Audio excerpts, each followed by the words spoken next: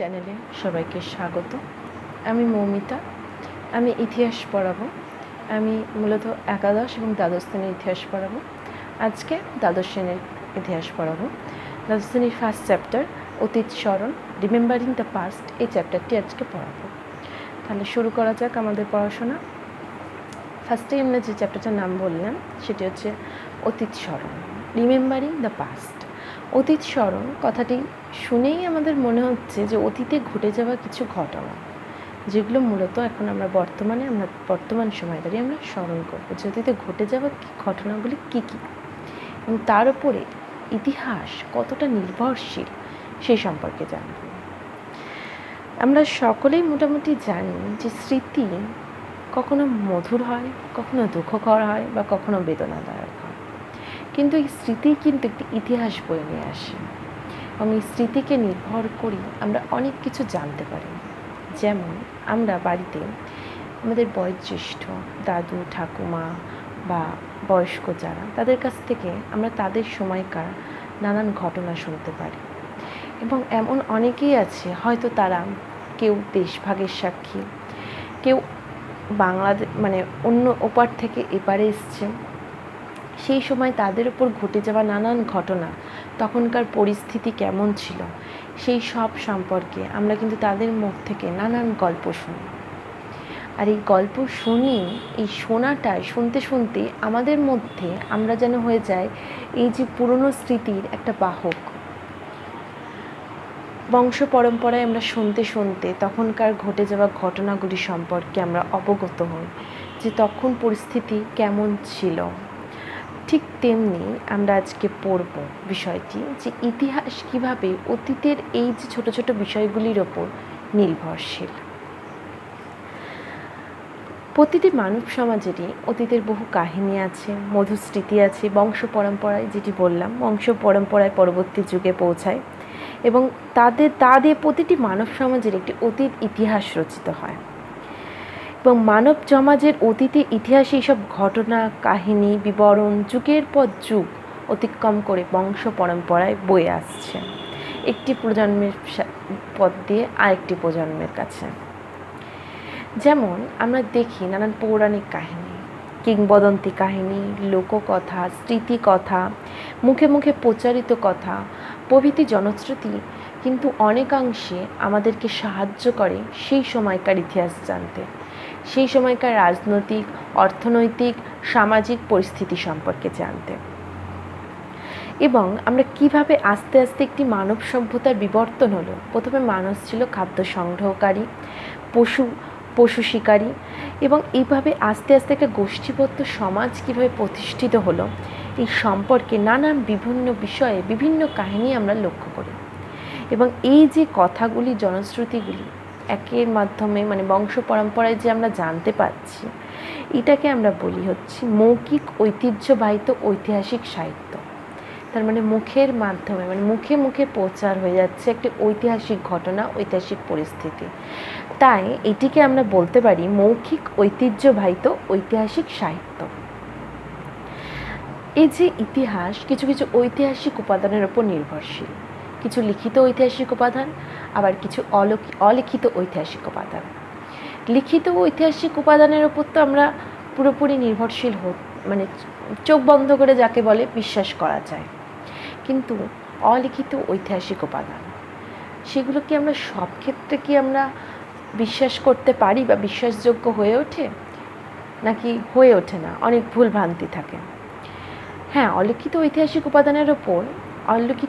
উপাদানের মাধ্যমে আমরা তৎকালীন নানান রাজনৈতিক, সামাজিক, নানান মানুষের জীবনযাত্রা, তাদের বাসস্থান, পোশাক পরিচ্ছদ, খাদ্যাভ্যাস সব সম্পর্কে আমরা জানতে পারি, কিন্তু তার মধ্যে কিন্তু অনেক মিথ বা লৌকিক কথা বা নানান কাল্পনিক কথাও কিন্তু মিশে থাকে। কিন্তু আমাদের কাজ কি? আমাদের কাজ সঠিক তথ্যটাকে খুঁজে বার করা, তার মধ্যে যেটি সঠিক সেটিকে খুঁজে বার করার আমরা চেষ্টা করব সব সময়। এই অলিখিত ঐতিহাসিক উপাদান বর্তমান প্রজন্মের কাছে একটা ইতিহাসের বিভিন্ন কাহিনী পৌঁছে দেয়, যা অতীতের ঘটনাবলীকে অনেকটা প্রাণবন্ত করে তোলে। যেসব ধারার অন্যতম হলো মৌখিক ইতিহাস, মানে মুখে মুখে প্রচলিত ইতিহাস।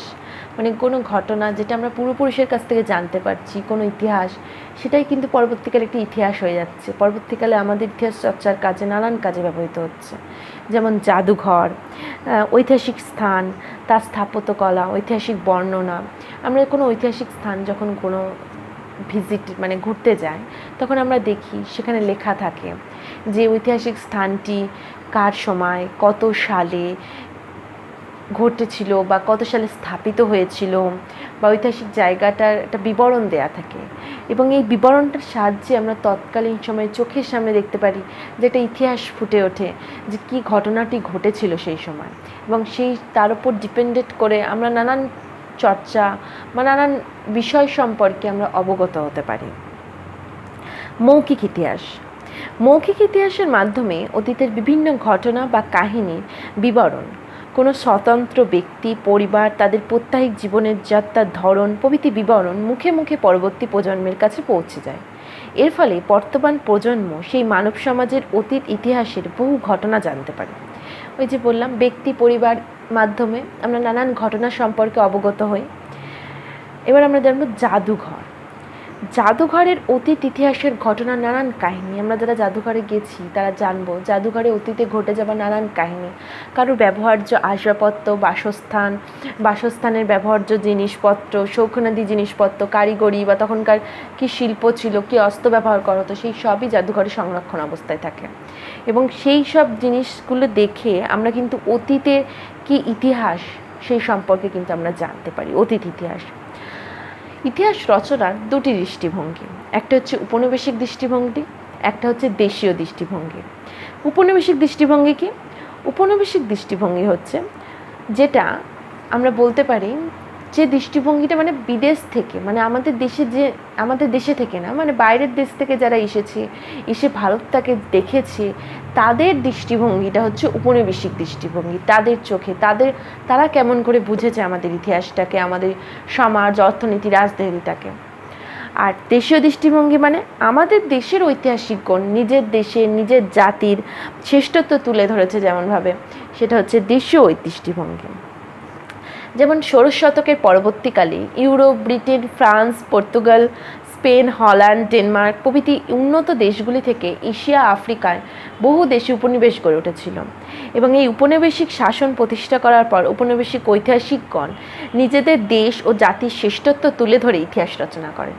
আবার আমরা কিন্তু অনেকাংশ উপনিবেশিক দৃষ্টিভঙ্গিটা অনেকাংশে কিন্তু গ্রহণযোগ্য, মানে কি বলবো, মানে একটু তাদের নিজস্ব পৃষ্ঠপোষকতাও থাকে, কারণ তারা নিজেদের দেশের সঙ্গে আমাদের দেশের তুলনা করছে, বা নিজেরা এই দেশে এসে অনেকাংশে কী উন্নতি ঘটিয়েছে, এইসব পক্ষপাত দুষ্টও থাকে। কিন্তু তাই উপনিবেশিক দৃষ্টিভঙ্গির পাশাপাশি দেশীয় দৃষ্টিভঙ্গি কিন্তু সমানভাবেই গুরুত্বপূর্ণ, কারণ বিভিন্ন দেশের ঐতিহাসিকগণ নিজেদের দেশ, জাতির শ্রেষ্ঠত্ব তুলে ধরে এবং উপনিবেশিক শক্তিগুলির সমালোচনা করে ইতিহাস রচনা করে। তার ফলে আমাদের কাছে একটি সত্য ইতিহাস হয়তো উন্মোচিত হয়। প্রথমেই হচ্ছে পৌরাণিক কাহিনী বিষয়টি পড়ব। আমরা ঠাকুমা, দিদিমা, পিসিমা সবার কাছ থেকেই নাতি নাতনিরা গল্প শুনতে খুব ভালোইবাসি। তাদের কাছে অনেক রকমের গল্প শুনি, বিভিন্ন জনশ্রুতির কাহিনী বিভিন্ন বংশ পরম্পরায় পরবর্তী প্রজন্মের কাছে পৌঁছে যায়। নানান পৌরাণিক কাহিনীও শুনি আমরা। এবার এই যে পৌরাণিক কাহিনী, কিংবদন্তি, লোককথা, স্মৃতিকথা, মৌখিক ঐতিহ্য, এটা বিভিন্ন ধরনের হতে পারে। আর এই বিভিন্ন ধরনের এইসব বিষয়গুলি থেকে আমরা অনেক কিছু জানতে পারি। যেমন জনশ্রুতি, যেমন ঐতিহাসিক বিবরণের তথ্য সম তারিখের ক্ষেত্রে যথার্থভাবে প্রমাণ না থাকলেও তা হয় জনশ্রুতি। জনশ্রুতি কী তাহলে? ঐতিহাসিক বিবরণ তথা সন তারিখের ক্ষেত্রে যখন কোনো প্রমাণ থাকে না সঠিক, সেটি হলো জনশ্রুতি। এই জনশ্রুতি নানান বৈচিত্র্য আছে। জনশ্রুতিগুলি পৌরাণিক কাহিনী, কিংবদন্তি, লোককথা, স্মৃতিকথা, মৌখিক ঐতিহ্য, এটা বিভিন্ন ধরনের হতে পারে। জনশ্রুতিগুলির মাধ্যমে সেই সমাজের অতীতের জনপদ, সমাজ, ধর্ম, বিভিন্ন ঘটনা কাহিনী বর্তমান সময়ে এসে পৌঁছায়। দিন যত এগিয়ে চলে মানব সমাজের স্মৃতি তত ঝাপসা হয়, জনশ্রুতিগুলি ততই কল্পকাহিনীর সংমিশ্রণ ঘটে। আমার দাদু ঠাকুমা আমার কাছে একটা গল্প করলো সেই গল্পটি আমি শুনলাম, শোনার পর আমি যখন কাউকে করব, কিন্তু তার মধ্যে অটোমেটিক দেখবে একটি নতুন এমন একটা কিছু সংযোগ চলে আসবে, আমি আরও কিছু সংযোগ করে বলবো। তার ফলে এই জনশ্রুতিগুলি প্রতিনিয়ত পরিবর্তন ঘটে, বিভিন্ন কাহিনীর সংমিশ্রণ ঘটে। আমি আবার হয়তো কিছু কাহিনী যোগ করে দিলাম, দিয়ে তার সংমিশ্রণ ঘটলো। তাই জনশ্রুতিগুলি এমনভাবে প্রতিনিয়ত সংমিশ্রণ ঘটে। এগুলি বহু ক্ষেত্রে নানান কাল্পনিক হয়, মিথ্যা হয়, বা অনেক ক্ষেত্রে অতিরঞ্জিত বর্ণনা হয়। জনশ্রুতির কাহিনী সংগ্রহ, মুখে মুখে বংশ পরম্পরায় চলে আসা জনশ্রুতির কাহিনীগুলি সংগ্রহ করার উদ্দেশ্যে 19 শতকের শুরুতে জার্মানিতে প্রথম উদ্যোগ নেওয়া হয়। প্রথম উদ্যোগ কে নেন? জেকব গ্রিম ও উইলেম হেম গ্রিম নামে দুই ভাই জার্মানির কৃষকদের জনশ্রুতি ও লোককথার বিভিন্ন কাহিনী সংগ্রহ করে 1812 খ্রিস্টাব্দে। কিন্ডারুন্ড হাউসমার্চেন নামে একটি সংকলন প্রকাশ করে। একই বছর ভারতের খ্রিস্টান প্রার্থী উইলিয়াম কেরি ইতিহাসমালা নামে একটি সংকলন প্রকাশ করেন, যা 150 ঘটনা নিয়ে সংকলিত হয়। পরবর্তীকালে পৃথিবীর বিভিন্ন দেশে জনশ্রুতি কাহিনীগুলি সংগ্রহ করার প্রকাশ ও তথ্য দেখা যায়। পরবর্তীকালে D.A. ম্যাকেঞ্জি, লালবিহারী দে, কেল পাস্কর, জর্জ ফ্রেজার, শোভনা দেবী, ম্যাককুলেচা প্রমুখ গবেষক প্রচুর ঐতিহাসিক জনশ্রুতি সংগ্রহ করেন। এবার আমরা জানব মৌখিক ইতিহাসের প্রসার। বিভিন্ন মানব সমাজে প্রচলিত জনশ্রুতিতে যেসব ঐতিহাসিক কাহিনী পাওয়া যায়, তার খবর সেসব সমাজের বাইরে কেউ জানত না। কিন্তু এই যে 8 শতকের ইউরোপে বিভিন্ন সাম্রাজ্যবাদী শক্তি, Asia, Africa, Latin America, Australia বিভিন্ন স্থানে এই উপনিবেশ গড়ে তোলার সঙ্গে সঙ্গে বহির্বিশ্বের যেই উপনিবেশ গড়ে উঠল, আস্তে আস্তে তারাও আমাদের দেশীয় জনশ্রুতি যে বিবরণগুলো সেই সম্পর্কে তারা জানতে পারল। এইভাবে নানান উপনিবেশিক সরকারি প্রশাসক, খ্রিস্টান মিশনারি দলে দলে উপনিবেশগুলিতে প্রবেশ করে এবং সেখানকার জনশ্রুতি সম্পর্কে ক্রমশ জানতে পারে। তারা জনশ্রুতির কাহিনীগুলি বহির্বিশ্বে পৌঁছে দেয়। এভাবে ইউরোপের বিভিন্ন গবেষক, নৃবিজ্ঞানী উপনিবেশগুলিতে আসেন এইসব জনশ্রুতিগুলি সংগ্রহ করে সারা বিশ্বে পৌঁছে দেওয়ার জন্য। জনশ্রুতির দুটি ধারা আছে, একটি হচ্ছে মানুষের দেখা ঘটনার বিবরণ, আর একটা হচ্ছে মানুষের না দেখা ঘটনার বিবরণ। মানুষের দেখা ঘটনার বিবরণ শুনেই আমরা বুঝতে পারছি যে মানুষটি প্রত্যক্ষ ঘটনাটি ঘটতে দেখেছে সেটা ঘটে দেখা বিবরণ হবে। আর না দেখা কি? গল্প কাহিনী, গল্পকথা শুনে কারোর মুখ থেকে শুনে শুনে যেটা না বিবরণটা দিতে পারবে। মনে করো আমার দাদু ঠাকমা আমার কাছে কিছু গল্প করলো, দেশভাগের সময় তাদের কি অবস্থা ছিল, তারা এই দেশে এসে কি কি বিপদের সম্মুখীন হয়েছে, তাদের পরিস্থিতি কেমন ছিল, সেটা কিন্তু আমার সঙ্গে প্রত্যক্ষ ঘটেনি, আমি ঘটনাটা দেখিনি, কিন্তু আমি আমার পূর্বপুরুষের কাছ থেকে সেই ঘটনাটা শুনেছি। শোনার পর আমি যদি মনে করো একটা কিছু নিয়ে পড়ছি বা হয়তো তোমাদের পড়াচ্ছি, বা আমার দাদু ঠাকুমা হয়তো ওটা দেখে এসছে, তখন আমি তোমাদের গল্প করছি বা তোমাদের সামনে বলছি যে এই সময় এই ঘটেছিল, কিন্তু এগুলো কিন্তু আমি নিজে চোখে দেখিনি, এগুলো আমার কল্পকথা শোনা। ঠিক তেমনি এটা হচ্ছে মানুষের না দেখা ঘটনার বিবরণ, আর এটা হচ্ছে মানুষের দেখার ঘটনার বিবরণ। আমার দাদু ঠাকুমা যেটা দেখেছে চোখের সামনে, তারা যে বিবরণটা আমার সামনে দিয়েছে সেটা তাদের দেখা ঘটনার বিবরণ। এইভাবে আমরা এই দুটো জনশ্রুতির ধারা সম্পর্কে জানতে পারি। জনশ্রুতির প্রকারভেদ প্রধানত কয়েকটি ভাগে বিভক্ত করা যেতে পারে। আমরা মূলত 5টি ভাগ এখানে দেখতে পাচ্ছি। একটা হচ্ছে পৌরাণিক কাহিনী, কিংবদন্তি, লোককথা, স্মৃতিকথা আর মৌখিক ঐতিহ্য। পৌরাণিক কাহিনী হচ্ছে মিথ, যেটা আসল সত্য আদৌ আছে কিনা সেই সম্পর্কে আমাদের কোনো সঠিক প্রমাণ এখনো পর্যন্ত পাওয়া যায়নি। পৌরাণিক কাহিনী আমরা সবাই কম বেশি জানি। প্রাচীনকালে যে সময় ইতিহাসের কোনো লিখিত উপাদান পাওয়া যায় না সেই যুগকে আমরা জানি প্রাগৈতিহাসিক যুগ বলে। এই যুগের বিভিন্ন পৌরাণিক কাহিনী বা মিথ বা কিছু কিছু ঐতিহাসিক ঘটনা জানা যায়, কারণ তখন তো কোনো লিখিত বিবরণ ছিল না। তাহলে মুখে মুখে ওই যে পৌরাণিক কাহিনীগুলির মাধ্যমেই আমরা জানতে পারি সেই সময়কার পরিস্থিতির কথা। পৌরাণিক কাহিনী কী, এই প্রশ্নটা আমাদের মনে আসতেই পারে যে কী এই পৌরাণিক কাহিনী। প্রাগৈতিহাসিক যুগের বিভিন্ন কাহিনী বা ঘটনার বিবরণ যে ঐতিহাসিক উপাদানগুলিতে তুলে ধরা হয় তাকেই পৌরাণিক কাহিনী বলে। এটি সাহিত্যের সর্বপ্রথম রূপ। এক কথায় মৌখিক ইতিহাস, মুখে মুখে প্রচলিত, তাই এটি মৌখিক ইতিহাস।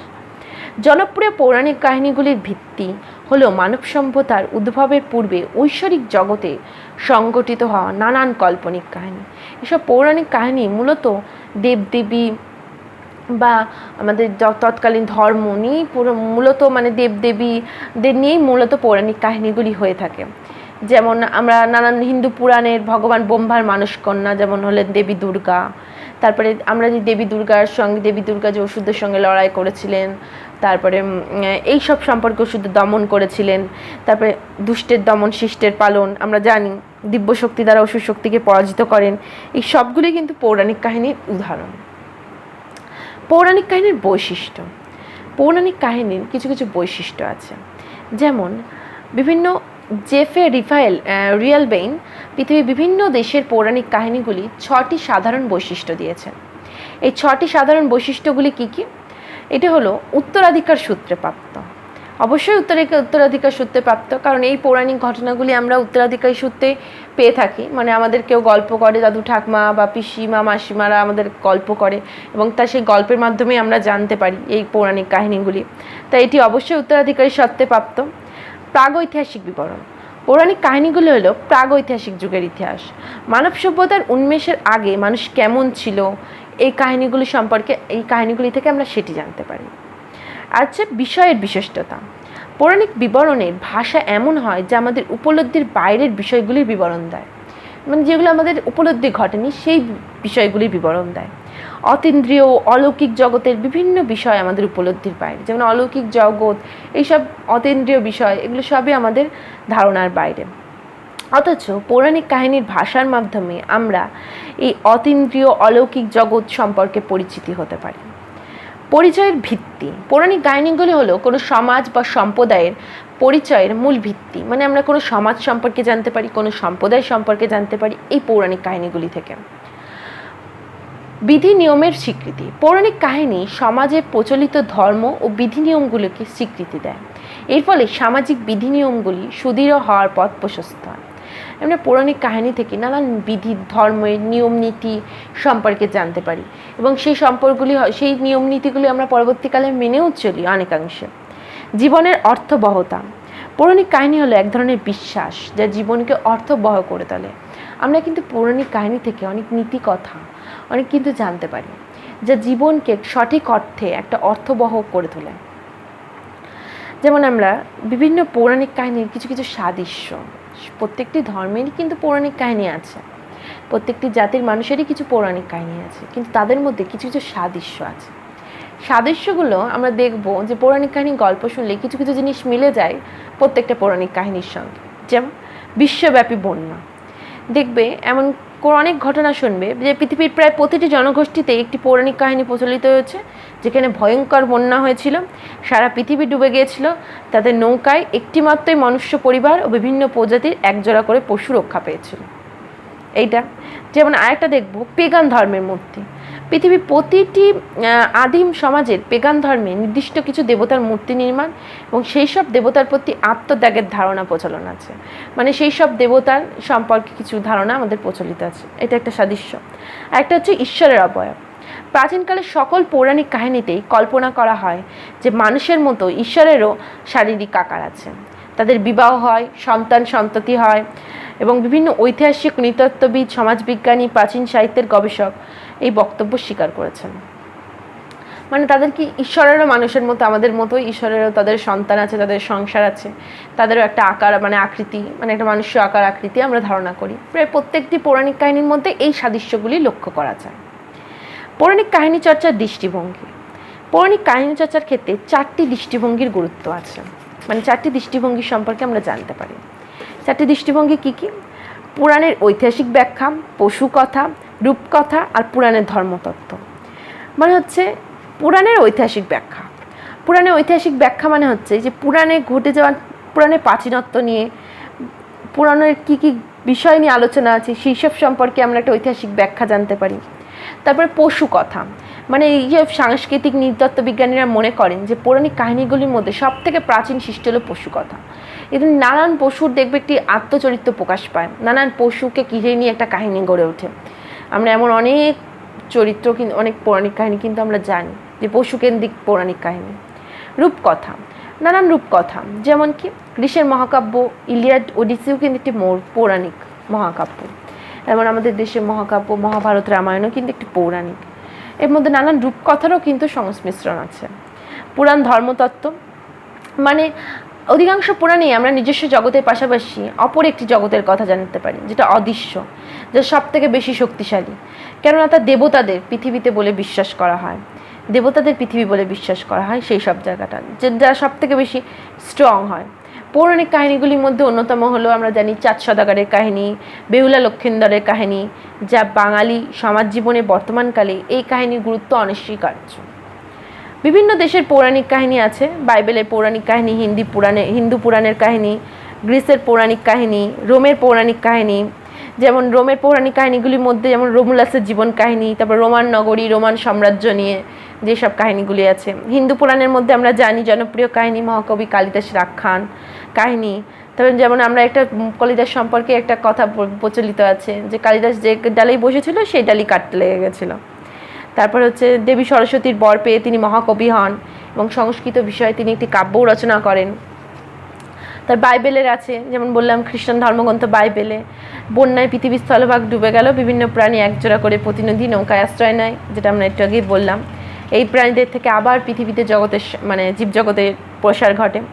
তবে গ্রিসের পৌরাণিক কাহিনীগুলির মধ্যে তাদের লেখায় সূত্রগ্রহণ, মানে প্রাচীনকালে বিভিন্ন গ্রিক সাহিত্যিক এসকেলাইস, সাফোলিস, ইউডিপোডাস প্রমুখ নানান লেখার গ্রিক পুরাণ থেকে আমরা নানান রকমের তাদের সময়কার পৌরাণিক কাহিনী সম্পর্কে, তারপরে হোমারের ইলিয়াড, ওডিসি মহাকাব্য সম্পর্কে জানতে পারি। ইতিহাসে পৌরাণিক কাহিনী কিন্তু গুরুত্ব আছে, অবশ্যই আছে। যেমন সত্য ঐতিহাসিক উপাদান, সময়কাল নির্ণয়, বংশতালিকা, ধারাবাহিকতা, মানে কিছু কিছু কিন্তু এই পৌরাণিক কাহিনীর মধ্যে কিছু কিছু সত্যতা কিন্তু লক্ষ্য করা যায় বা কিছু কিছু সত্যতা সম্পর্কে আমরা অবগত হই। তখনকার সমাজ রাজনীতি সম্পর্কেও আমরা জানতে পারি, সময়কাল সম্পর্কেও আমরা কিছুটা ধারণা করতে পারি। বংশতালিকা মানে হচ্ছে যে বংশে, মনে করুন কোনো বংশের কিছু ইতিহাস জানলাম, তাদের পরবর্তীকালে রাজাগুলোর নাম আমরা পর জানতে পারি। তারপরে হচ্ছে একটা ধারাবাহিকতা আছে, মানে এটা একটার পর একটা প্রাচীন পৌরাণিক কাহিনীর মধ্যে একটা ধারাবাহিকতা লক্ষ্য করা যায়, মানে একটা ধারাবাহিক হিসেবে একটা চলে পৌরাণিক কাহিনীটা।